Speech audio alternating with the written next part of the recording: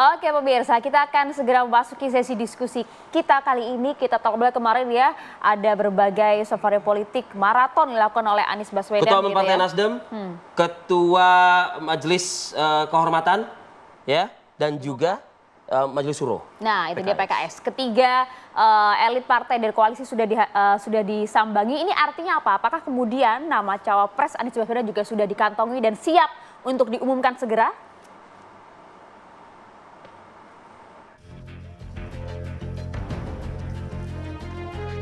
Bakal calon presiden Koalisi Perubahan untuk Persatuan Anies Baswedan menyambangi kediaman Ketua Majelis Syuro PKS Salim Segaf Al-Jufri Sabtu pagi kemarin. Anies tiba di kediaman Salim Segaf yang berada di kawasan Pejaten, Jakarta Selatan dan disambut Ketua DPP PKS Al-Muzamil Yusuf. Perwakilan dari tim 8, Sugeng Suparwoto, Teku Rifki, dan Sudirman Said juga hadir dalam pertemuan ini. Kedatangan Anies merupakan rangkaian silaturahmi kepada pimpinan parpol yang tergabung dalam Koalisi Perubahan untuk Persatuan. Seusai pertemuan, Anies mengatakan sejumlah hal dibahas dalam pertemuan itu. Salah satu pembahasannya mengenai langkah dan strategi menghadapi pemilu. Sementara mengenai bacawa pres KPP akan diumumkan menunggu waktu dan momentum yang tepat. Hingga saat ini, siapa yang akan menjadi bakal calon wakil presiden yang akan mendampingi Anies Baswedan belum diketahui. Setelah sebelumnya, Partai Demokrat mendesak Anies untuk segera mengumumkan bacawa pres pendampingnya. Tim TV One mengabarkan. Alhamdulillah, kita baru saja menuntaskan pertemuan dengan Ketua Majelis Syuro Partai Keadilan Sejahtera, Habib Salim Segaf Al-Jufri, dan ini adalah rangkaian pertemuan sejak 2 malam yang lalu dengan Bapak Surya Paloh sebagai Ketua Dewan Pembina Partai Nasdem, Ketua Umum Partai Nasdem, kemudian dengan Ketua Majelis Tinggi Partai Demokrat Bapak SBY, dan pagi ini dengan Ketua Majelis Syuro. Dan pertemuan ini tadi memperkaya bekal-bekal yang bisa kami bawa di dalam perjalanan ke depan, karena kita menyamakan langkah, menyamakan strategi untuk menjalani masa-masa hari-hari ke depan, pekan-pekan ke depan, dan memiliki kesepakatan tentang arah, langkah, strategi. Jadi arahan yang diberikan oleh Pak Surya Paloh, arahan yang diberikan oleh Pak SBY, dan arahan yang diberikan oleh Habib Salim itu sama. Baik, kita segera membahas hal ini. Di studio sudah hadir bersama kami Mas Nyarwi Ahmad. Beliau ini adalah analis politik dari Universitas Gadjah Mada, Yogyakarta. Selamat pagi. Assalamualaikum. Assalamualaikum. Mas Nyarwi. Pagi, Bung Arif Fadil, Maria. Mas Nyarwi ini ada kawannya pagi ini. Nggak sendirian Mas, tenang. Ada Pak Sudirman Said, juru bicara tim 8 Koalisi Perubahan untuk Persatuan. Selamat pagi. Assalamualaikum. Assalamualaikum Pak Dirman. Selamat pagi, Assalamualaikum. Assalamualaikum Mas Prof. Sarwi. Oke, jadi mumpung ada Pak Dirman, ada juru bicara tim 8 langsung di sini ya. Saya mau tanya begitu ya, beberapa hari kemarin 3 hari berturut safari politik yang dilakukan oleh Pak Anies Baswedan dan juga Anda begitu ya bersama dengan tim 8 intens sekali. Tadi kita dengarkan apa yang disampaikan oleh Pak Anies. Ada beberapa kalimat sana yang menarik, menyamakan langkah, menyamakan strategi. Apakah kemudian safari politik ini kemudian menjawab adanya rayuan-rayuan dari koalisi sebelah, atau justru untuk mematangkan nih nama cawapres sudah ada, segera kita umumkan? Pak Dirman. Terima kasih.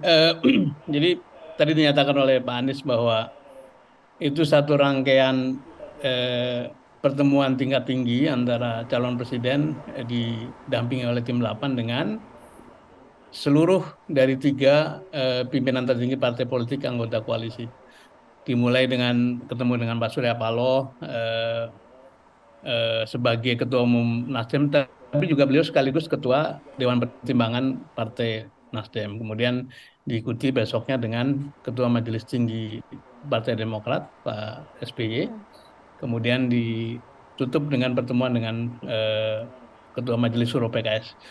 Dan memang misinya ya tidak lain adalah memberi update, menyamakan persepsi terhadap situasi sekaligus memohon arahan bimbingan dari para petinggi partai karena bagaimanapun Pak Anies adalah orang yang diberi amanat untuk menjadi bakal calon presiden oleh ketiga partai itu. Pesan yang disampaikan kepada publik adalah ya sekaligus menyampaikan pesan pada publik bahwa spekulasi soal akan bersama dengan pihak lain, spekulasi bahwa Pak Anies akan dipasangkan dengan pihak lain itu sesuatu yang tidak ada dasarnya, karena seluruh partai mengatakan firm calon presiden adalah Anies Baswedan, kemudian juga firm bahwa Anies Baswedan diberi kewenangan atau diberi mandat untuk memilih calon pasangannya oleh 3 partai.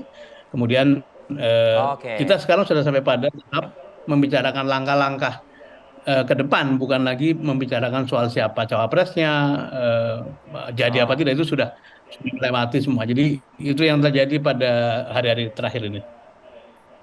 Tidak lagi membahas cawapresnya, berarti ya udah fix jelas AHY begitu ya, wapresnya ya Pak Dirman. Kalau namanya itu kan seperti Pak Anies katakan pada waktunya akan diumumkan, tapi prosesnya sudah berlangsung lama kan. Dari mulai nyusun kriteria, kemudian memilih nama-nama, namanya muncul dari mulai 5 nama, 3 nama, sampai akhirnya kan beliau mengatakan sudah di kantong. Nah kalau namanya sudah di kantong jangan ditip-tip, nanti kualat. Jadi biarkan itu menjadi domainnya Pak Anies dan insya Allah pada waktu hari yang baik akan diumumkan kepada publik.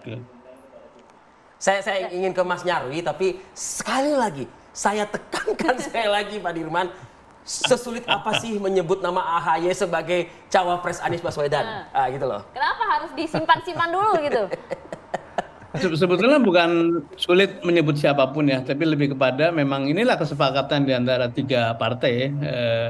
Kita berikan mandat penuh kepada Pak Anies, kemudian kita simpan baik-baik sampai akhirnya hari yang baik diumumkan supaya semua pihak mentaati kesepakatan ini. Jadi ya nanti kalau kita ketemu berdua bisik-bisik boleh aja, tapi di publik kita nggak boleh menyebutkannya. Oke. Jam berapa ya Pak Dirman? Jam berapa Pak Dirman? Tapi nama ini nggak disangkal ya Pak Dirman Japri ya? boleh Japri gitu. Japri. Oke siap.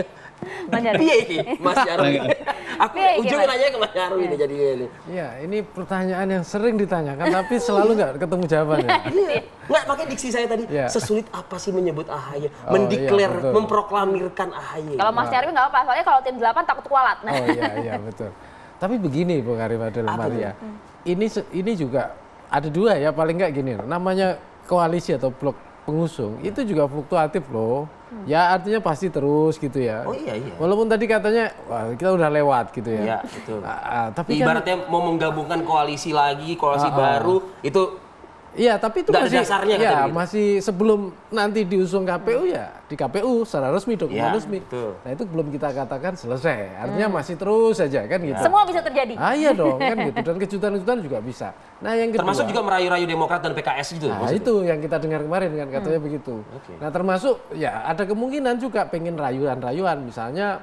Nah, capresnya diganti misalnya gitu, cawapresnya siapa lagi misalnya begitu. Tapi apapun itu, kita lihat safari kemarin tuh pengen menegaskan loh Mas Anies dan teman-teman saya lihat. Pertama Mas Anies tuh tetap capres gitu. Capres? Iya gitu. Yang kedua juga roadshow itu menunjukkan dukungannya gitu ya dari partai-partai ini tetap solid kan gitu. Ya itu kan pengen ditunjukkan. Terlepas kondisi apa kita tidak tahu. Yang tahu ya Pak Dirman dan teman-teman di dalam kan gitu. Tetapi itu pengen dipertegas ya ke publik, ke pemilih juga, pendukung juga ya seperti itu. Nah yang ketiga juga saya lihat begini, tidak diumumkannya dalam waktu pendek. Ini kan juga tidak ada kemendesakan. Ini kan juga bagian dari ya strategi juga saya lihat itu ya. Tadi kan apa sih ini ya main mata dulu ya dengan yang lain-lain juga gitu maksudnya. Bisa juga itu. Tapi kan gitu. waktu kampanye jadi lebih panjang, waktu klarifikasinya pun juga jadi lebih panjang gitu loh Mas. Kita ngelihatnya dari mana nih? Kalau dari sisi politisi, partai pengusung, semuanya kan nggak ada yang pengen kalah kan, pasti pengen menang semua. Nah mereka punya strategi. Nah itu ya makanya dalam mengumumkan itu bagian strategi, kapan akan diumumkan gitu ya. Termasuk bikin kejutan seperti apa misalnya seperti itu. Tetapi bagi pemilih ini lain lagi kan gitu. Nah pemilih pengen dapat pertama gini, apakah benar ini benar-benar capres nanti dicapreskan oleh 3 partai itu, contoh dalam koalisi blok Mas Anies gitu. Itu aja pemilih butuh kepastian kan gitu. Terus yang kedua misalnya begitu ya. Kalau itu dicapreskan kira-kira mau dipasangkan siapa kan gitu. Yang ketiga, kalau sudah jadi pasangan, visi misi utamanya walaupun perubahan persatuan, ya walaupun Konkretnya berapa apa kali gitu ya? itu disampaikan juga Mas Anies, tapi pemilih juga pengen debat, bukan pengen klarifikasi ya. Kan udah dijelaskan juga ya sebagai materi kampanye. Tapi intinya kalau menurut saya ya Bung Ari Fadil, Maria ya kita kasih ruang lah kepada partai-partai ini dan juga termasuk tim 8 termasuk Pak Dirman, saya kira pasti tarik kanan ke kiri itu terus-menerus terjadi gitu ya. Ya itu oke lah, tapi pemilih kita ini, pemilih Indonesia itu pemilih terlalu baik. Jadi ya kasih kesempatan pada elit gitu ya untuk menyodorkan kira-kira siapa gitu ya. Nanti kemudian siapa yang kemudian akan mereka pilih kira-kira gitu. Saya berharap begini loh Ayah. Kalau tim 8 itu kan jumlahnya berarti ya 8 orang ya. 8 orang. Pak Dirman ini 1 dari 8 yang tidak terafiliasi dengan partai politik. Sepakat. Ya kan? Ketimbang Japri Pak Dirman, di segmen berikutnya coba nanti kita suara Pak Anies Pak Dirman, ya kan, suara Pak Anies, suaranya Pak Dirman, atau suaranya tokoh selain Pak Surya Paloh, selain Pak Salim Segaf dan juga Pak SBY. Suara non politis lah ya. Memang ada ya selain yang 3 orang itu ya? Ada. Nah itu nanti kita tanya ya. Saat lagi untuk Anda pemirsa. Daripada berandai-andai kan.